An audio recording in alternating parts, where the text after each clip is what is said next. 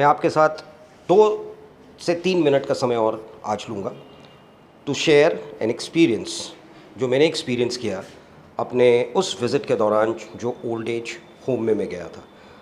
मेरे हिसाब से वो ओल्ड एज होम कहने के लिए मेरे लिए तो वो गुरुकुल बन गया, क्योंकि मुझे बहुत कुछ सीखने को मिला। एक छोटा-सा instance I will tell you. I was talking to a lady who must be around 80 plus. तो उनके साथ काफ़ी समय मेरा गुज़रा। उनके साथ बैठकर उनके बारे में उनके साथ चाय पी और बातें हो रही थीं। तो उन्होंने बताया कि कैसे, और सच्चाई भी है जो उन्होंने बताया, उसको मैं अपने तरीके से आपके सामने रखना चाहूँगा। एक बच्चे का जन्म होता है, जिस समय उसका जन्म होता है, अगर उस समय वो बोल पाता तो उसकी ज़ुबान से पहली बात निकली, इतना भीड़ क्यों है भाई? क्योंकि बच्चे के जन्म के साथ लोग वहाँ जमा होते हैं, खुशियाँ मनाते हैं, तरह तरह के वो सेलिब्रेशंस का मूड होता है, तरह तरह की चीज़ें बनती हैं। फिर वो बच्चा जैसे जैसे बड़ा होता है, ग्रो करता है, mother, father, brothers, sisters, relatives उसकी लाइफ के पार्ट बन जाते हैं। उसको सिखाते हैं, उसको चलना सिखाते हैं, उसको पढ़ना सिखाते हैं, लिखना सिखाते हैं, बोलना सिखाते हैं, और वो धीरे धीरे धीरे ग्रो करता है। एक चैप्टर उसके लाइफ का ये होता है। जब वो स्कूल जाता है तो वहाँ नए नए दोस्त मिलते हैं। दोस्तों के साथ, यानी कहने का मतलब ये है मेरा कि जन्म से लेकर वो किसी ना किसी के साथ ही रहता है, भीड़ में लोगों के साथ सराउंडेड रहता है। हमेशा लोग उसके आसपास होते हैं। वो कभी भी अकेलापन नहीं महसूस करता, फील नहीं होती उसको, क्योंकि लोग उसके साथ होते हैं बचपन से, जैसे जैसे वो ग्रो करता है।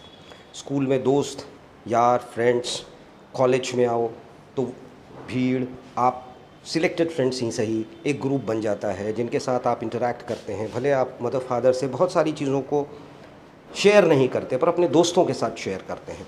बट शेयर करने वाला कोई तो होता है। आप जब धीरे धीरे फिर आगे उम्र आपकी बढ़ती है, आपका समय बढ़ता है, आप प्रोफेशन में आते हैं, वहाँ प्रोफेशनल फ्रेंड्स बनते हैं।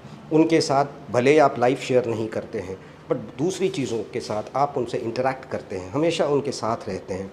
फ़ोन पे हों, ऑफिस में हो, एक इंटरेक्शन बना रहता है। आप हमेशा अपने को कभी भी आप अपने को अलूफ़ फील नहीं करते।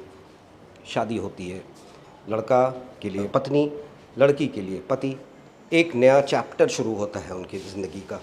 एक दूसरे के साथ कंपेनियनशिप जिसको कहते हैं, you start sharing yourself among yourself.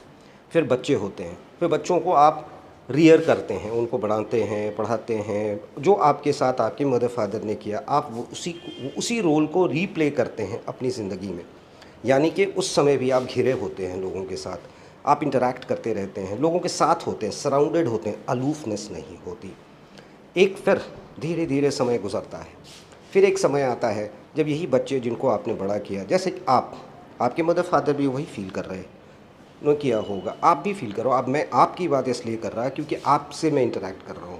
जब बच्चे बड़े होते हैं, उनकी शादियाँ होती हैं, वो आगे बढ़ जाते हैं, वो कहीं दूसरी जगह पे नौकरी या प्रोफेशन में चले जाते हैं। इंटरेक्शंस उनके साथ कम होता है, या आप उनके साथ भी रहते हैं तो वो इतनी बिज़ी रहते हैं अपने लाइफ के साथ। उनके बच्चे होते हैं, उनकी ज़िंदगी अपनी होती है। फिर धीरे धीरे करके एक समय आता है जब आप ये फील करना शुरू करते हैं कि कोई आपके साथ नहीं है। That is the time when you realize normal cause में कि मैं ही हूँ अब खुद के साथ, यानी कि सेल्फ।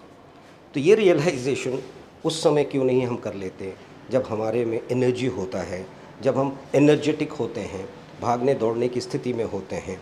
उस समय हमने अपने सेल्फ को रियलाइज़ कर लिया होता तो सबके साथ रहते हुए भी खुद के साथ भी रहने का समय मिलता।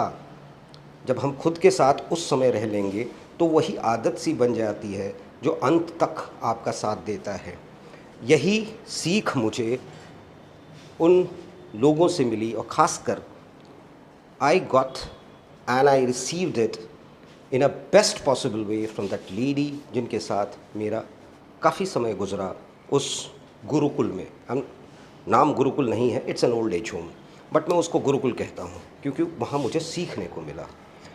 उन्होंने जो अपना पूरा लाइफ का ट्रैवलॉग मेरे सामने प्रेजेंट किया, तो मुझे यही लगा कि एक समय ये पागलों की तरह दौड़ती होंगी अपने बच्चों के पीछे, बच्चों को साथ रखने के लिए, बच्चे को एक ज़िंदगी प्रदान करने के लिए, to give them a new life and to help them open new chapters in their life. फिर एक समय आता है जब आप अकेले हो जाते हैं, जैसे वो हैं इंतज़ार कि कब बच्चे आएंगे।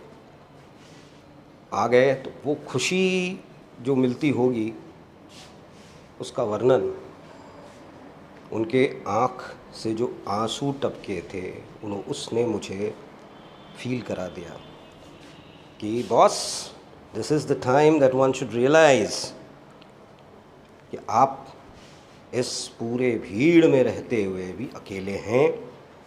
जिस दिन आपने रियलाइज़ कर लिया, सेल्फ को बिल्ड किया, आप भीड़ में भी रहेंगे और ख़ुद के साथ भी रहेंगे। Thank you.